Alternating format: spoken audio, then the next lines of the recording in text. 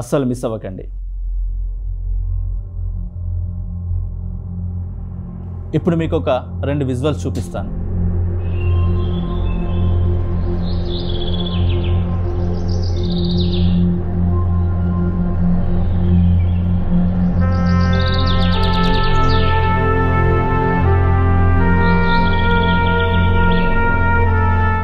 ఈ thick forest మనకు ఎంతో అందంగా ఆహ్లాదకరంగా కనిపించింది కదా.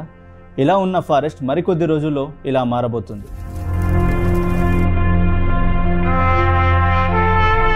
చూసారు కదా, ఇది ఎక్కడో కాదు, హైదరాబాద్కి కేవలం 100 కిలోమీటర్ల దూరంలో ఈ విధ్వంసం జరగబోతుంది.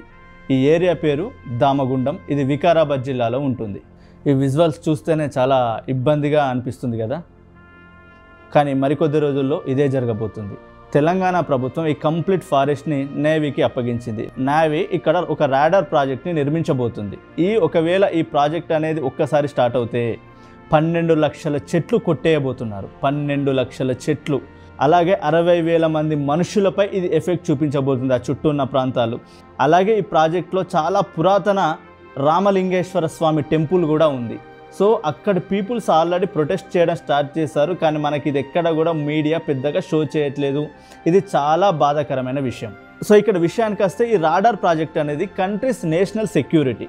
కానీ ఈ ప్రాజెక్టు వల్ల హైదరాబాద్కి 100 కిలోమీటర్ల దూరంలో ఒక మహా విధ్వంసాన్ని మనం చూడబోతున్నాం. ఒకవేళ ఇది గనక జరిగితే ఇది హైదరాబాద్ పై కూడా చాలా ఎఫెక్ట్ చూపించే అవకాశం ఉంది. ఎందుకంటే హైదరాబాద్కి చుట్టూ ఉన్న మూసీ నది ఏదైతే ఉందో అది ఈ వికారాబాద్ అడవిలో నుంచే ప్రారంభమవుతుంది. సో ఈ అడవి గనక లేకపోతే ఫ్లోటింగ్కి చాలా ఇబ్బంది. హైదరాబాద్లో వరదలు చాలా వరకు పెరిగే అవకాశం ఉన్నాయి. కేవలం అంతేనా? ఒకవేళ ఈ విధ్వంసం గనక జరిగితే మనుషులే కాదు, జంతు జీవాలు కూడా చాలా ఎఫెక్ట్ అవుతాయి.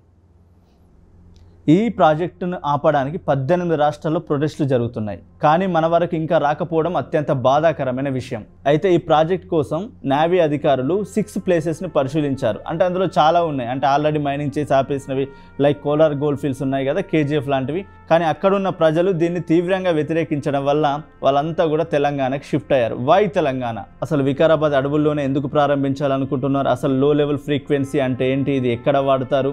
రాడార్ స్టేషన్లు అంటే ఏంటి అనేది కంప్లీట్ డీటెయిల్స్ ఈ వీడియోలో చూద్దాం. అస్సలు మిస్ అవ్వకండి. భారత నౌకాదళానికి సంబంధించిన వ్యూహాత్మక కమ్యూనికేషన్ స్టేషన్ ఏర్పాటుకు రాష్ట్ర ప్రభుత్వం 2,900 ఎకరాల అటవీ భూమిని విశాఖపట్నం కేంద్రంగా పనిచేస్తున్న ఈస్టర్న్ నేవల్ కమాండ్కు అప్పగించింది. హిందూ మహాసముద్రం, అరేబియా సముద్రం, బంగాళాఖాతంలో తిరిగే జలాంతర్గాములు అంటే సబ్మెరైన్స్, అలాగే నౌకల నుండి వచ్చే సంకేతాల పర్యవేక్షణకు పూడూరులో వెరీ లో ఫ్రీక్వెన్సీ VLF స్టేషన్ని ఈస్టర్న్ నేవల్ కమాండ్ ఏర్పాటు చేయనుంది.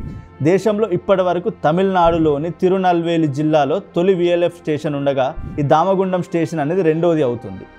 అనంతగిరి కొండలకు అతి సమీపంలోనే దామగుండం రక్షిత అడవులు ఉన్నాయి.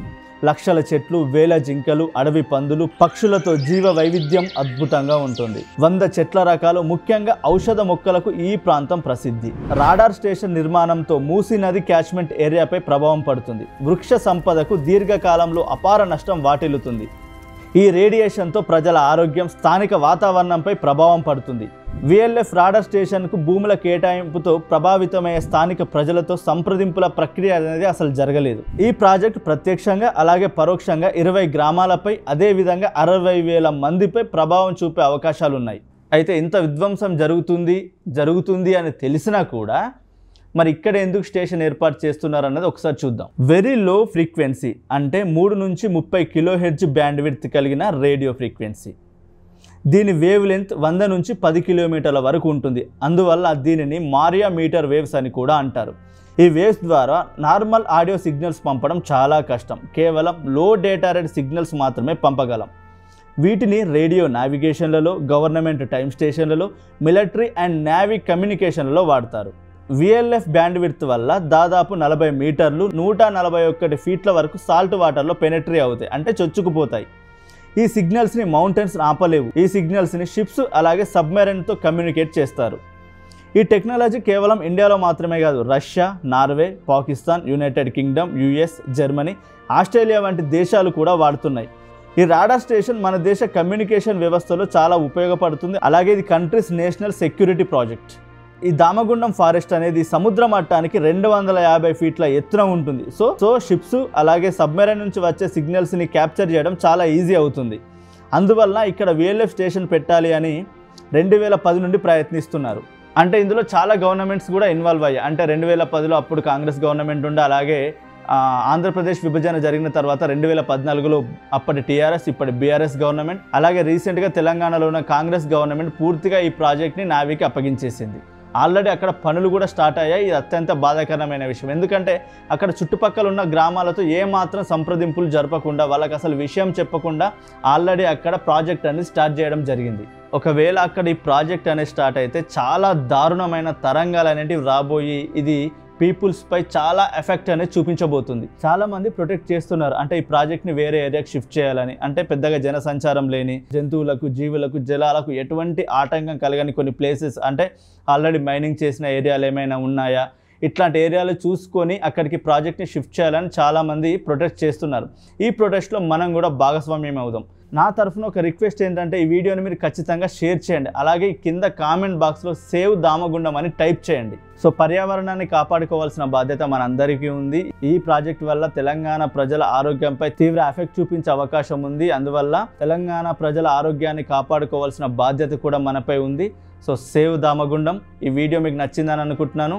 మరొక మంచి వీడియోతో మళ్ళీ కలుద్దాం. Thank you.